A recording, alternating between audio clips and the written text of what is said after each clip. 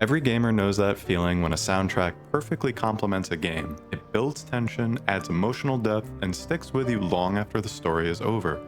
But what if I told you that Clair Obscur's soundtrack goes far beyond that? The majority of players have had no idea what's been happening right under their noses. Take the very first song you hear, Alicia, playing on the title screen. Most players probably hummed along without thinking twice, but this isn't just a fantastic piece of music, this is the ending of the game, told in a 14th century medieval language. The game is literally telling you how it ends before you even press start, banking on you not understanding, and you probably didn't. Later in the video, we'll talk about how it also reveals something about the ending that I completely missed on my first playthrough, and you may have too. Let's see how deep this rabbit hole goes. Warning, there'll be spoilers ahead. This is where the fun begins. Now the first song you hear when the story starts is Lumiere.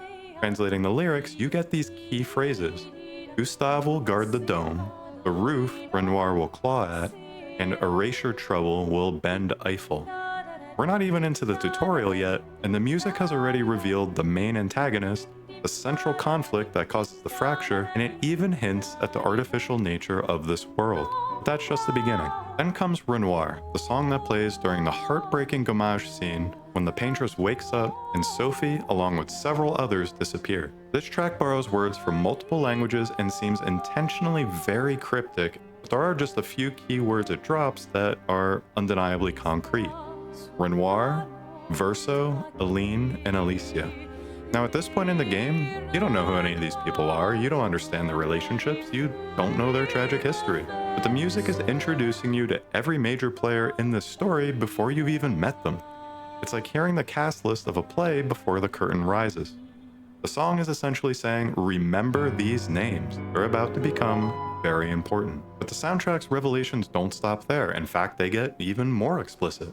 Next up is Linen and Cotton, which plays in Spring Meadows, the first area you explore on the continent. Unlike the previous tracks, this one's in English, no translation barrier to hide behind. Linen and cotton blend, feel the ink flowing in your veins, it will be blood of your life. Let's break this down. Linen and cotton blend, literally describing a canvas. Feel the ink flowing in your veins, it will be blood of your life.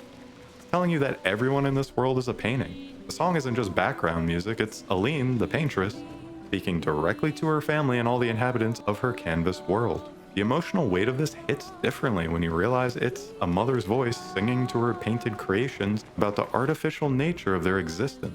But if you thought that was explicit, check out Tear the Canvas, which plays on the world map in Act 2. This track doesn't just hint at the plot, it summarizes the entire story. Renoir has shattered, Aline hated eternal distress. Verso will tear the canvas, Alicia will tear the canvas. Renoir helped, but will always lose his son. Think about when you first hear this song. You're maybe halfway through the game, still figuring out who these people really are, and still piecing together their relationship, and why you should care. But the music is telling you everything. What's happened, what's happening, and what's to come. Renoir fractured the world, sending Aline into eternal despair. Verso and Alicia will both ultimately destroy this painted world, and Renoir will inevitably lose his son again. The world map music is a summary of the entire emotional arc of the game. It's like reading the last page of the story every time you're figuring out where to go next.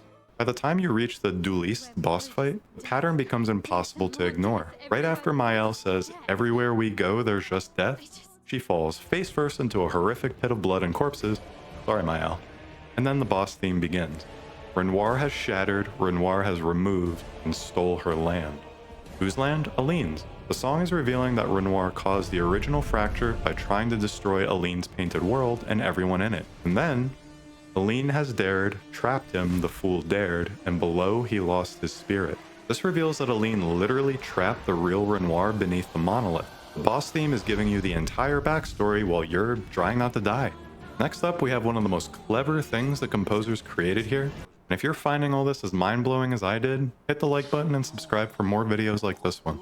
The song A Life to Love plays during the Painted Renoir boss fight. Notice anything about that title? It matches the title of Verso's ending exactly. Here's the genius part. What you're hearing is a duet of Aline and Renoir while you fight Painted Renoir and unknowingly fight for the real Renoir's chance to save Aline from the canvas.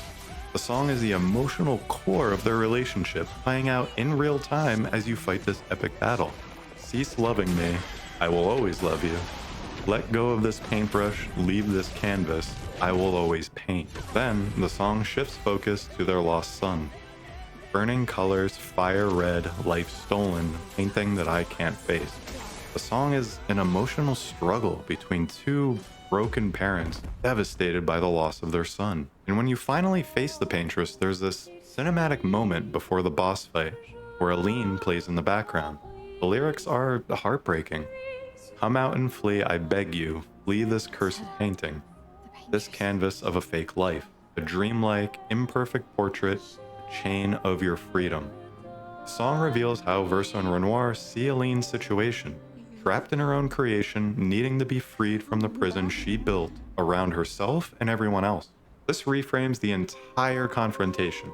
It's not about defeating a villain anymore, but about Verso trying to save his broken mother from the beautiful prison she can't bring herself to leave. Now, to loop back.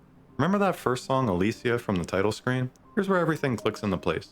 When you get Maël's ending, the one everyone calls the bad ending, that same melody plays during the credits. Now it's called Maël and it's sung in French instead of Occitan, the medieval language. Here's the part that changed how I see Maël's ending. Alicia has a life to spend painting. Verso in the night, moon close to him. Moon, or Luna, is one of Verso's romance options in the game. In Maël's ending, when we see everyone arriving at the concert, there's this moment. Maël walks in with a child we've never seen before. Luna notices them, calls them over, and when the kid sits next to her, she touches his arm and speaks to him with this implied closeness. Now, when I first watched this ending, I barely even registered that this kid existed. I was paying so much attention to the other characters that it wasn't until I watched it again that I started to question it. And the theory here, this could be Verso and Luna's son.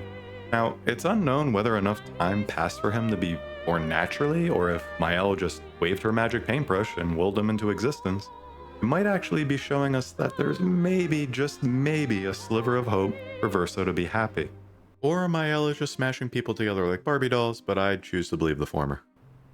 So there you have it. Clair Obscur's soundtrack doesn't just complement the game, it is the game, told through music. Major plot twists, character relationships, even the endings are hidden in the lyrics, waiting for you to piece it all together. Next time you play a game with a beautiful soundtrack, maybe ask yourself, what story is the music trying to tell? Now, I know I missed things. I don't speak French or medieval whatever the f***, so I'm sure there are layers I didn't catch. Let me know in the comments what details you noticed that I missed. If you want to see more deep dives like this one, hit the like button and consider subscribing to the channel.